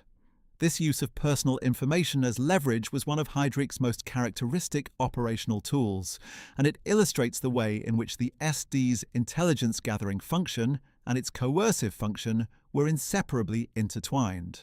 One aspect of Heydrich's daily routine that his contemporaries consistently remarked upon was his extraordinary physical fitness and the energy with which he pursued it. He began each day with physical exercise, typically a run or a session with weights before his working day began. Fencing, which he had practiced since childhood, remained a serious pursuit throughout his career. He competed at the national level and was genuinely skilled, not simply in the way that a powerful man with ample training time is skilled, but in the technical, tactical sense that requires real intelligence and adaptability. His fencing style was described by opponents as aggressive and unpredictable, characterized by sudden shifts of pace and strategy that made him difficult to read. This was, of course, exactly how he operated in the political and intelligence arenas as well. The fencing style and the political style were expressions of the same underlying personality. His love of aviation deserves particular attention because it resulted in some of the most alarming moments in Himmler's experience of managing Heydrich. In the early period of the war, Heydrich repeatedly applied for permission to fly combat missions as a fighter pilot, arguing that it was important for his credibility as a leader that he share the risks of combat with ordinary soldiers. Himmler refused these requests repeatedly, pointing out with considerable justification that the chief of the RSHA was too valuable and too knowledgeable about Germany's intelligence secrets to be risked in combat. Heydrich simply ignored these refusals. He obtained a transfer to the Luftwaffe reserves, trained on fighter aircraft, and flew combat missions over the Eastern Front in the summer of 1941, telling Himmler only after the fact. During one of these sorties, his aircraft was shot down and he was forced to land behind Soviet lines where he evaded capture for several days before being rescued by a German patrol. even this did not stop him flying. He continued to fly until late 1941, when Hitler himself personally ordered him to stop, pointing out that a man who knew what Heydrich knew could not be permitted to take such risks. Heydrich obeyed, but reluctantly. The episode reveals a man who was not only extraordinarily confident in his own capabilities, but who had a genuine need for physical risk and personal danger that sat alongside, or perhaps was intertwined with, the cold administrative efficiency of his professional life. The relationship between Heydrich and Wilhelm Canaris, his former naval colleague who headed the Abwehr, is one of the most fascinating interpersonal dynamics of the Nazi period, and understanding it adds an important dimension to our picture of what Heydrich's daily working life actually involved. The two men were, in many respects, mirror images of each other. Both were brilliant intelligence professionals. Both were skilled at institutional politics. Both maintained a facade of loyalty to the regime while pursuing complex personal agendas beneath it. But their fundamental orientations were entirely different. Canaris, increasingly as the war progressed, was working to undermine the regime he ostensibly served, providing information to the Allies, protecting individuals threatened by the SS, and ultimately becoming involved in the conspiracy to assassinate Hitler. Heydrich was the regime's most committed and capable servant. Their professional rivalry was therefore not simply an institutional competition between two intelligence services. It was, at some level, a competition between two entirely different visions of what Germany was and should be. The two men lived near each other in Berlin's fashionable Schlachtensee neighbourhood, and Heydrich made a point of maintaining ostensibly cordial relations with his neighbour. They went riding together occasionally.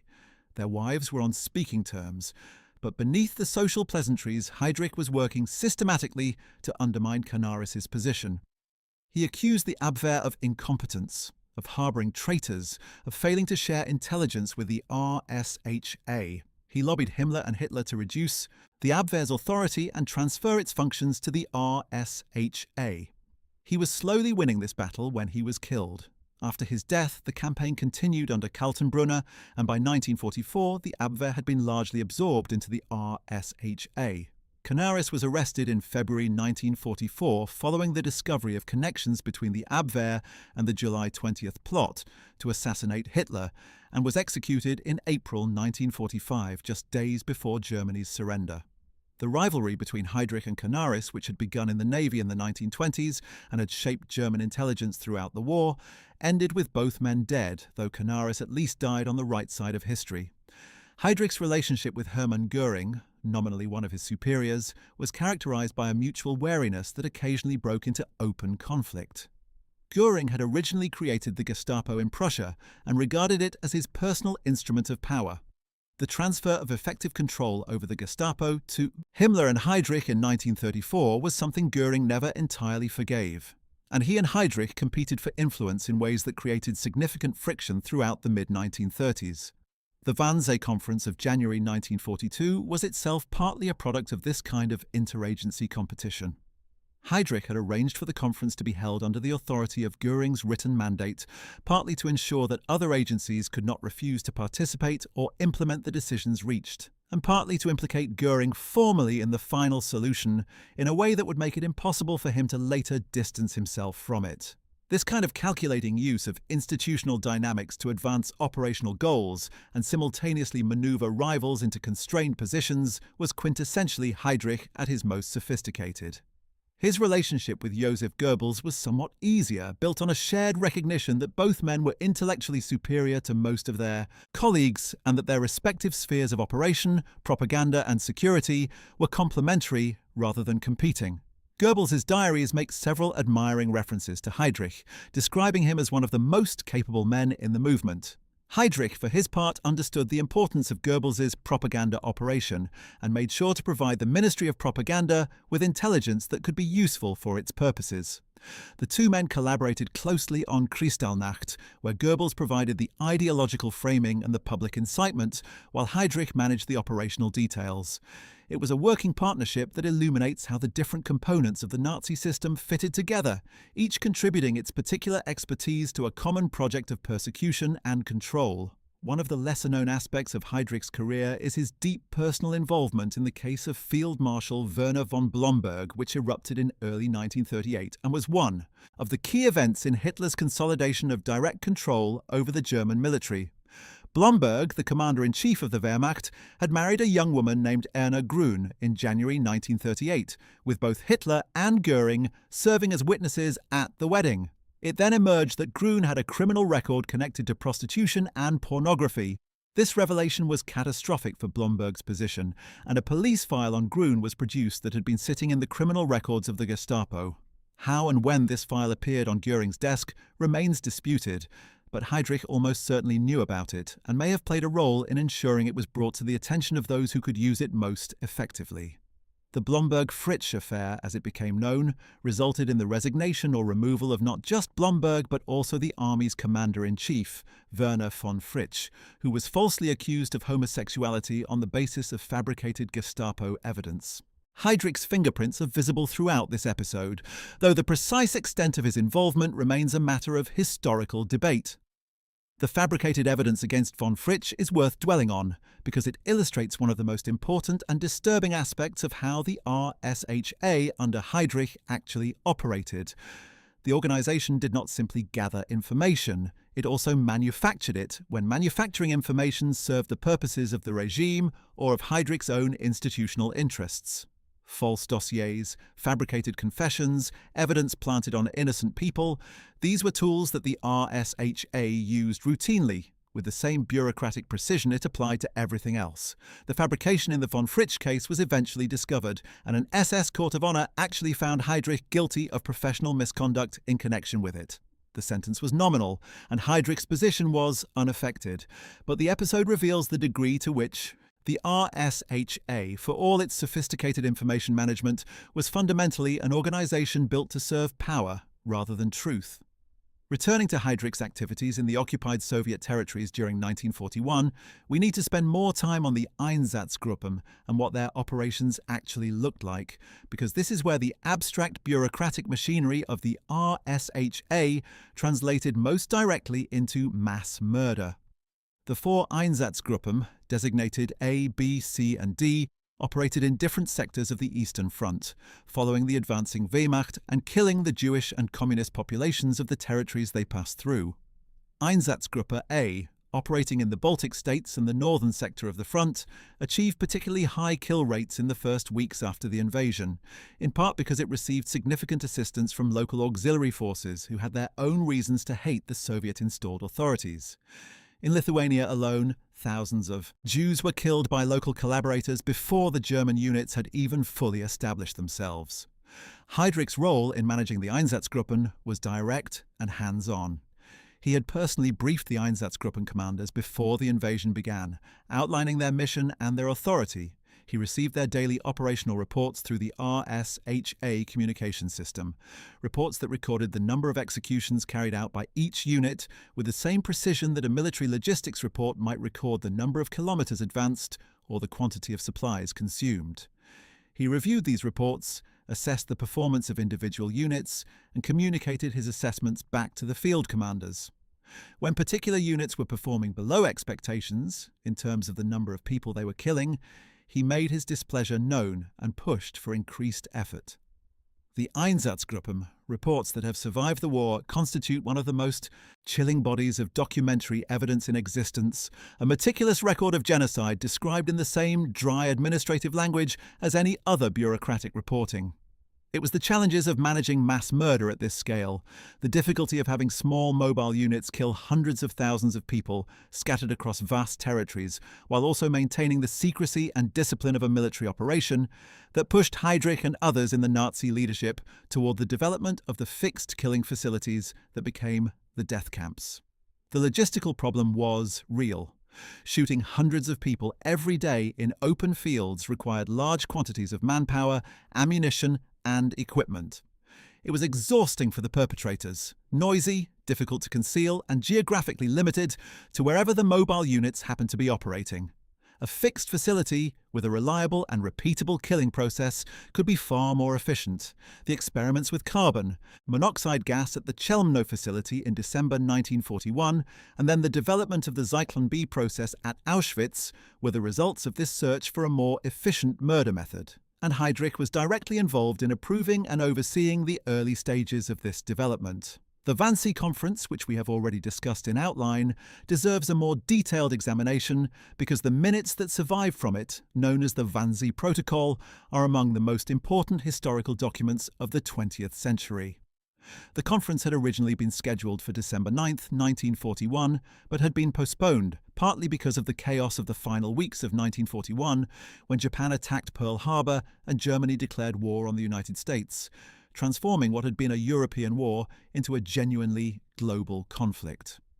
By the time the conference was finally held on January 20, 1942, the German military situation on the Eastern Front had stabilized somewhat, and the killing program in the East was already operating at scale.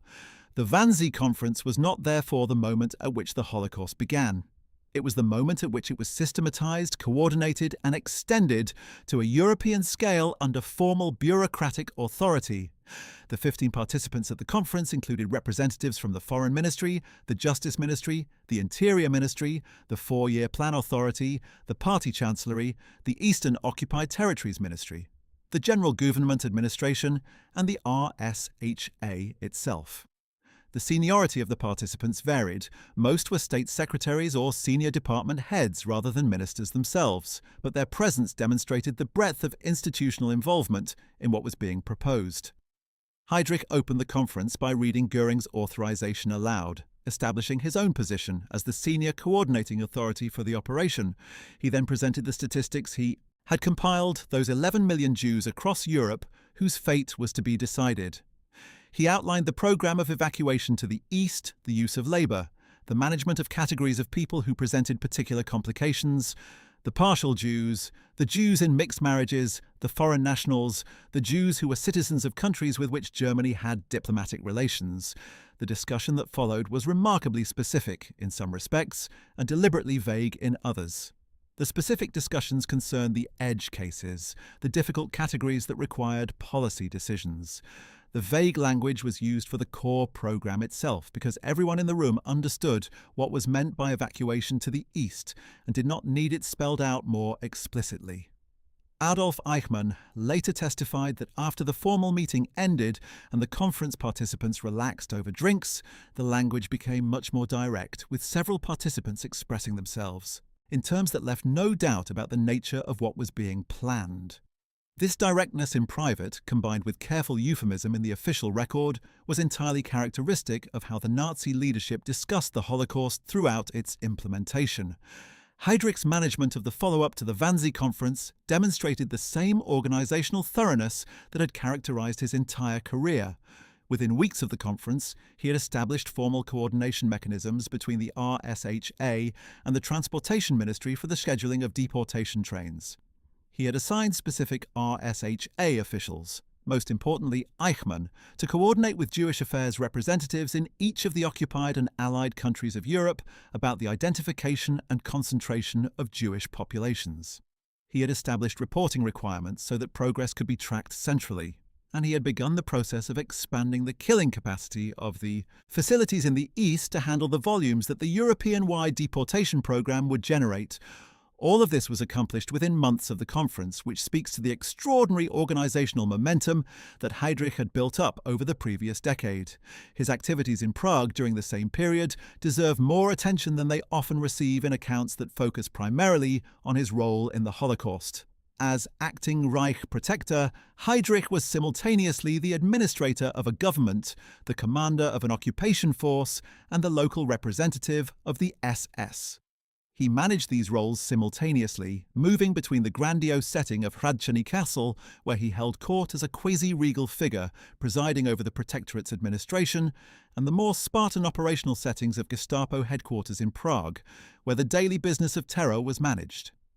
He held regular meetings with the senior Czech officials who had agreed to collaborate with the German administration, including State President Emil Hácha, an elderly jurist who had effectively been coerced into accepting collaboration and who was by 1941 a broken and pathetic figure used by the Germans as a figurehead of nominal Czech self-governance. Heydrich's contempt for Hácha was poorly concealed, and their meetings were reported to be deeply uncomfortable affairs in which Heydrich made clear his absolute authority while maintaining a surface of bureaucratic courtesy. His treatment of the Czech working class was, as noted earlier, deliberately different from his treatment of the Czech intelligentsia and resistance. Workers who cooperated with German production demands were rewarded with increased rations, access to social insurance, and protection from arbitrary harassment by German officials. Heydrich understood, with the analytical clarity that characterized his thinking on operational matters, that the most effective way to run an occupied country in wartime was to give the majority of the population a material stake in the continuation of German rule, while simultaneously making the costs of resistance sufficiently terrible that only the most committed opponents would accept them. This approach was not unique to Heydrich. It was a standard colonial administrative strategy, but he implemented it with particular efficiency and with a particularly cold understanding of the psychological levers involved. He was also deeply attentive to the symbolic dimensions of his role as protector. He understood that power has a theatrical quality, that it needs to be seen in order to be felt, and he staged his public presence in Bohemia with considerable care. He made visits to factories and mines, appearing among the workers in the manner of a powerful patron rather than a conqueror, offering praise for production achievements and expressing concern about working conditions in ways that were calculated rather than genuine. He attended concerts and cultural events in Prague, presenting himself as a man of culture and refinement, a protector of Czech civilization rather than its destroyer. This persona was, of course, entirely fraudulent. He was simultaneously organizing the deportation of Czech Jews, executing Czech resistors, and planning the long-term Germanization of Bohemia and Moravia in ways that would have left no room for Czech culture or Czech people in the territory's future.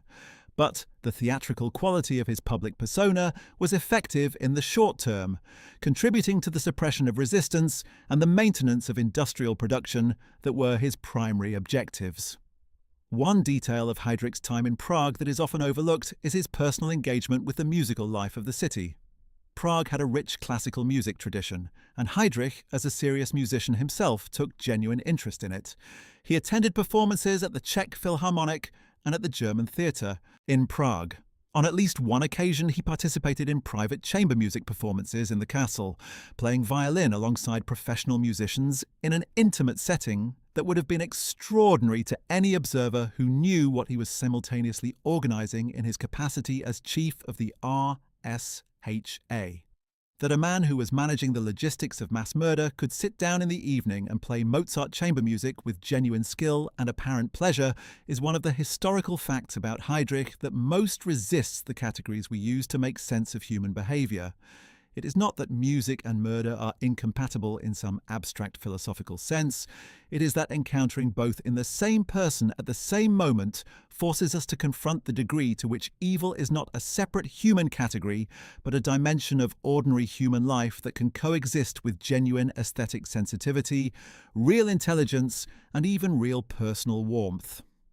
The planning of Operation Anthropoid from the British side is a story that deserves telling in some detail, because it illuminates the nature of the resistance to Heydrich's power in ways that complement our understanding of the power itself. The decision to target Heydrich was made by the Czech government in exile in London, in consultation with the British Special Operations Executive, which had been established in 1940 with the specific mandate to set occupied Europe ablaze through sabotage and subversion.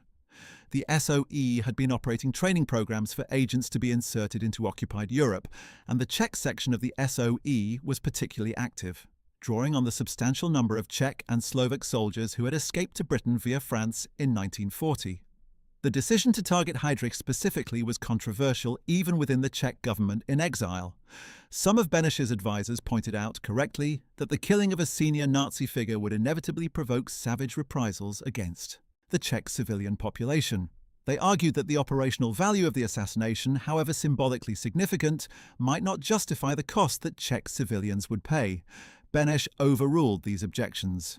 His strategic calculation was that the diplomatic benefits of demonstrating Czech resistance activity, including the likely abrogation by the Allies of the Munich Agreement of 1938, under which Czechoslovakia had been dismembered, outweighed the human cost of the reprisals that would follow.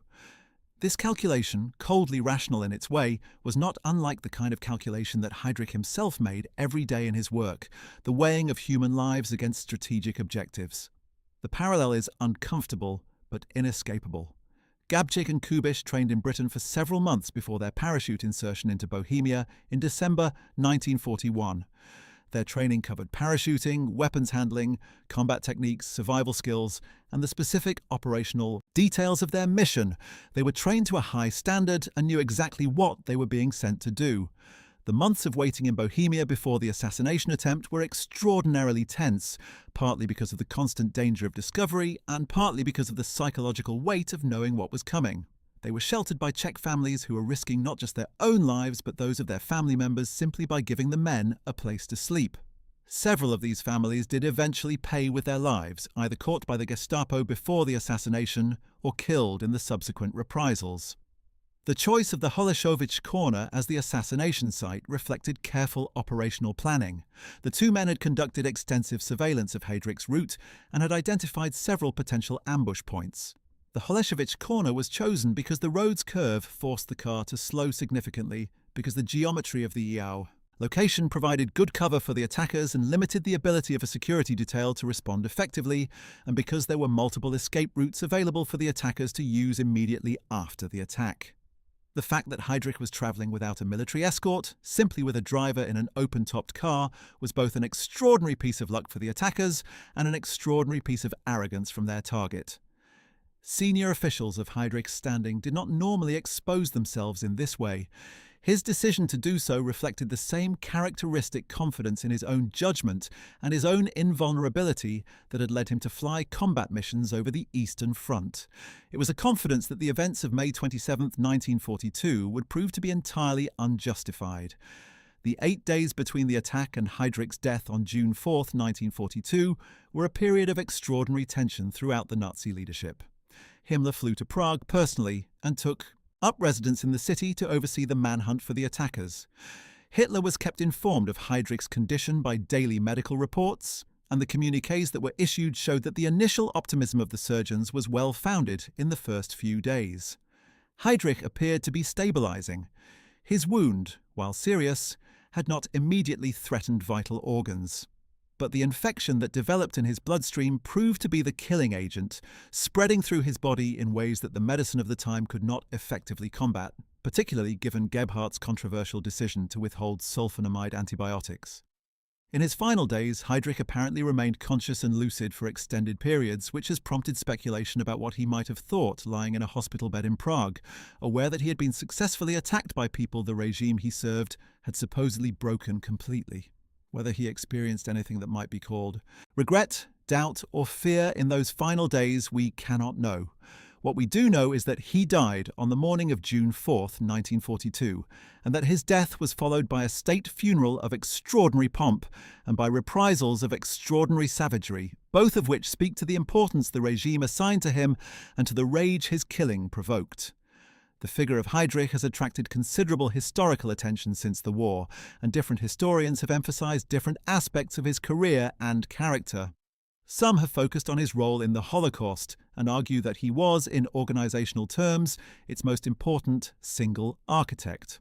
Others have emphasized his role in the general machinery of Nazi terror, the SD, the Gestapo, the RSHA, as the broader context within which the genocide was organized. Still others have been drawn to the psychological puzzle he presents, the question of how a man of such evident intelligence and cultural refinement came to be the organizer of mass murder.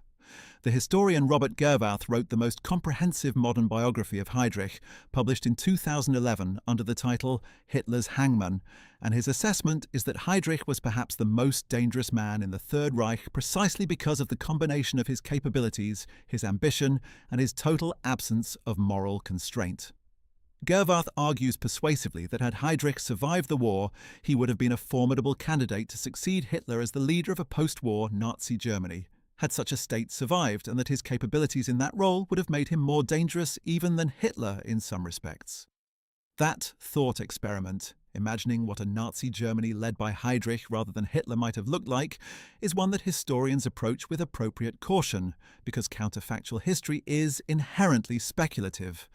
But it is not an idle speculation, because it forces us to think clearly about what exactly made Heydrich so dangerous.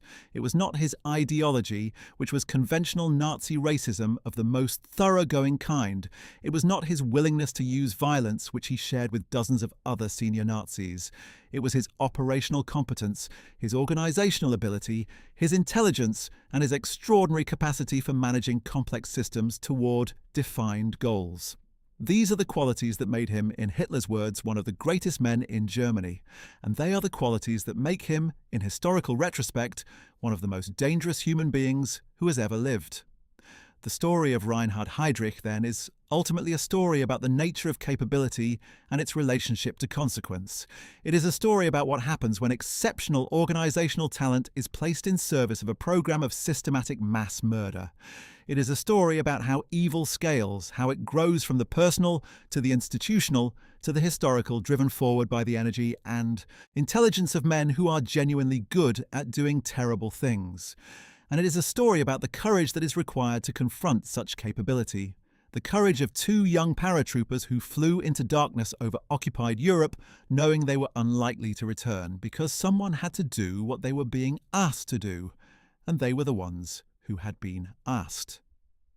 To fully appreciate the scope of what Heydrich built and what it cost the world, it is worth spending a moment with some of the numbers. By the time of his death in June 1942, the RSHA was operating in 17 different occupied or Allied countries. The Gestapo alone had field offices in every major city in the Reich and across the occupied territories. The SD's informant network included, by some estimates, more than 100,000 active informants, with many more occasional or passive contacts, who reported suspicious activity when they encountered it. The RSHA's annual budget, while exact figures are difficult to establish because of the complexity of Nazi financial arrangements, ran to hundreds of millions of Reichsmarks. The organization's files, had they all survived the war, would have filled an entire archive building. Much of this material was deliberately destroyed in the final weeks of the war, as RSHA officials attempted to cover their tracks. What survived was enough to convict dozens of people at Nuremberg and in subsequent trials, and to provide historians with the documentation necessary to reconstruct the history of the Holocaust in extraordinary detail. The city of Prague today carries the memory of Heydrich and of those who opposed him in ways that visitors may encounter unexpectedly. Walking through the Josefov neighborhood, the old Jewish quarter of the city, one passes memorials and synagogues that speak to the community that Heydrich and his apparatus helped to destroy. The Pinkas Synagogue contains a memorial to the 77,997 Bohemian and Moravian Jews who were murdered during the Holocaust, their names inscribed on the walls in letters small enough to fit the entire list into a single building. Heydrich's machinery processed each of those names at some point in some form through the administrative apparatus of the RSHA. They were numbers in reports, names on deportation lists, cases in files. They were, to him and to the system he built, objects to be managed rather than people to be valued. The wall of names in the Pinkas Synagogue is in some sense the ultimate critique of the management system that Heydrich spent his life building, a reminder that what the system processed was human life, and that what it produced was human death. In the castle above the city, where Heydrich held court as acting Reich protector, the rooms he occupied have been restored to something approaching their pre-war appearance. The views from the castle windows across the red-roofed city are, as they must have been in Heydrich's time, extraordinarily beautiful. It is not difficult to imagine him standing at those windows, surveying the city he ruled, calculating his next move. The beauty of the setting does nothing to mitigate the ugliness of what he was doing, but it adds a dimension of human truth to the story. Heydrich operated in beautiful places, enjoyed beautiful music, and organized the murder of millions of people. These facts belong together. They are all part of the same history. The question of what we should take from Heydrich's story, what lessons it offers for the present, is one that different observers answer differently. Some emphasize the institutional lesson, the importance of maintaining clear legal and ethical constraints on the power of security services, the dangers of a surveillance apparatus that operates without judicial oversight, the way in which intelligence organizations can become instruments of oppression when their mandate is broad enough and their accountability mechanisms weak enough. These are lessons that are directly relevant to debates about security services in contemporary democracies, where the tension between security and civil liberties remains very much alive.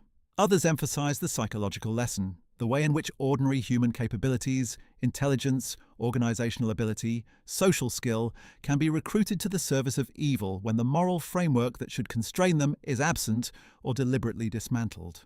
Still others emphasize the political lesson, the importance of institutions and norms strong enough to resist the kind of regime that gave men like Heydrich their power. All of these lessons are valid, and none of them is complete by itself. What Heydrich's story teaches, in its totality, is that the capacity for organized evil on a vast scale is a permanent feature of human possibility, that it requires talent and organization and determined human effort to realize it, and that it can be opposed and ultimately defeated, though never without cost. The cost of opposing Heydrich was the lives of Gabčík and Kubiš and their fellow paratroopers, the lives of the men and women of Lidis and Ležáky, and the lives of the more than 1,300 Czechs killed in the reprisals that followed the assassination. The cost of not opposing him would have been incalculable. Beneš made his calculation, and history has largely vindicated it, though the price was terrible, and the moral question of who had the right to impose that price on the people who paid it has never been fully resolved. Reinhard Heydrich died at 38, having spent the last 11 years of his life building one of the most powerful and destructive security organizations in human history. He never faced justice, never stood in a courtroom, never heard a verdict. He died in a hospital bed from an infection that penicillin might have cured, 8 days after 2 young men proved that he was mortal. The men who killed him are remembered as heroes in the Czech Republic and Slovakia to this day. The man they killed is remembered as the Hangman of Prague, as the architect of the final solution, as the Blond Beast. The contrast could not be more complete or more instructive. History remembers Reinhard Heydrich for what he built, for what he destroyed, and for the morning in Prague when everything that he was and everything that he had made finally met its end, at the hands of people who refused to be afraid of it.